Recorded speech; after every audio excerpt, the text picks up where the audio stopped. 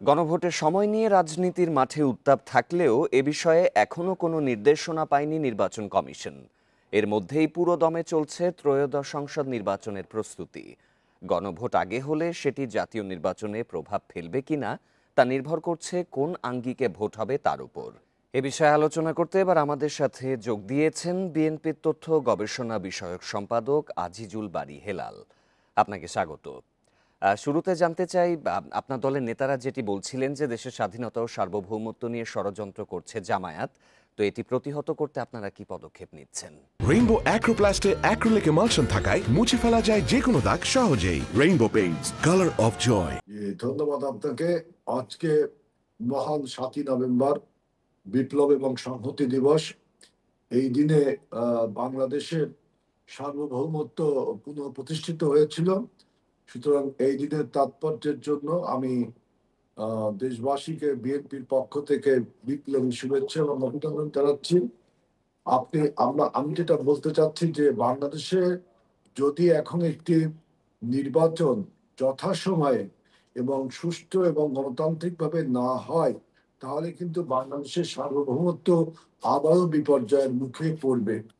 অতএব যে রাজনৈতিক দল জামাত ইসলামী বাংলাদেশ, তারা 300 আসনে নমিনেশন ঘোষণা করেছে, আমরা 267 আসন নমিনেশন ঘোষণা করেছি, এনসিওপো নমিনেশন ঘোষণা করবে। অর্থাৎ দেশ একটি নির্বাচনী উৎসবে মেতে উঠেছে।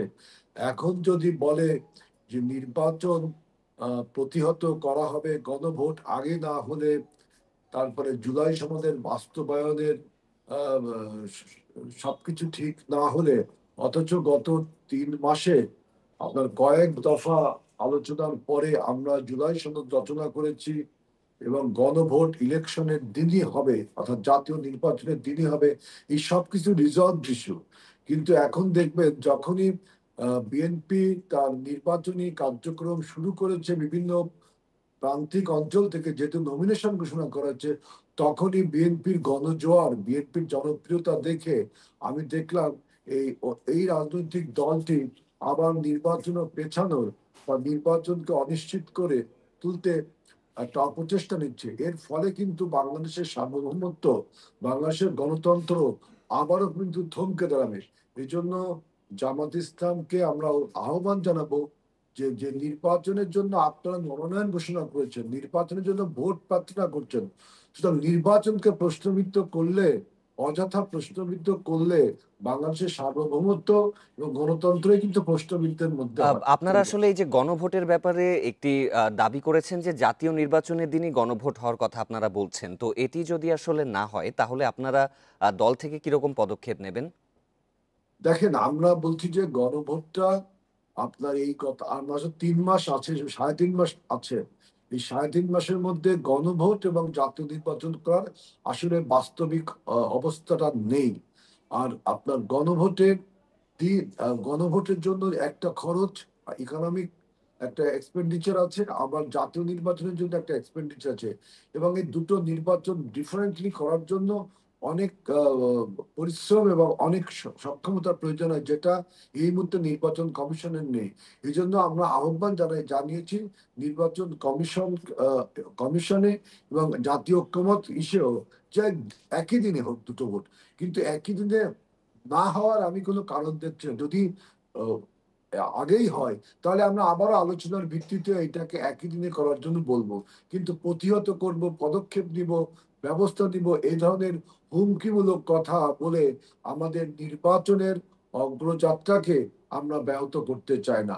আমাদের যদি এরকম কিছু হয় যে হয়তো সরকার বললো যে আমরা আগেই করব, আমরা সরকারের কাছে আবারও আলোচনায় যাব, অন্যান্য রাজনৈতিক দলকে নিয়ে আলোচনায় যাব যে এটা প্রাগমেটিক না। প্রাগমেটিকটা হলো যে নির্বাচনের দিনে দুটো ভোট একসাথে হওয়া। নির্বাচনের সময় তো আসলে হিসাব করলে ফেব্রুয়ারি আর বেশি দিন নেই। এই নির্বাচন হওয়া নিয়ে কোনো শঙ্কা আপনারা দেখছেন কি? আমরা কিন্তু জনগণের মধ্যে একটা স্বতঃস্ফূর্ততা দেখতেছি, কিন্তু রাজনৈতিক দলগুলো যে 5 দফা দাবি নিয়ে জামাত ইসলাম মাঠে নামছে, তারপরে আপনার এনসিপিও কিছু কিছু দাবি তুলছে। তবে আমি মনে করি এগুলো সব আপনার রাজনৈতিক কৌশল বা ভোটের মাঠ গরম রাখার জন্য এই সমস্ত রাজনৈতিক কৌশল অবলম্বন করছে। যেহেতু আমরা সবাই একত্রে আপনার গণ অভ্যুত্থান করেছি, সুতরাং গণ অভ্যুত্থানের স্বার্থে আমাদের নির্বাচনে আমরা যে যাই কথা বলি না কেন, আলটিমেটলি আমরা সবাই নির্বাচনের দিকে যাচ্ছি। তা না হলে এই যে জামাত আপনার মনোনয়ন ঘোষণা করতো না, এনসিপি তো বলছে মনোনয়ন ঘোষণা করবে। আবার আপনি জানেন যে জোটের রাজনীতির একটা সমীকরণও এবং এর একটা চাপা উত্তেজনাও রাজনীতির মাঠে রয়েছে। সুতরাং এখন যে কথাগুলো বলা হচ্ছে যে 5 দফা দাবি, তারপরে আপনার গণভোট এবং জাতীয় ভোট আলাদা আলাদা করা, এইসব রাজনৈতিক কৌশল এবং মানুষ জনগণ তার নেতাকর্মীকে চাঙ্গা রাখবার জন্য, রাজনীতির মাঠ গরম করার জন্য। এটা ছাড়া আমি অন্য কোনো কথা ভাবতে পারছি না। যে এখন দেশ অলরেডি স্টার্ট হেডিং টুয়ার্ডস আপনার ইলেকশন। নিশ্চয়ই জাতীয় নির্বাচন সঠিক সময় হোক, এটাই প্রত্যাশা। জনাব আজিজুল বারী হেলাল, আপনাকে ধন্যবাদ আমাদের সাথে যোগ দেওয়ার জন্য।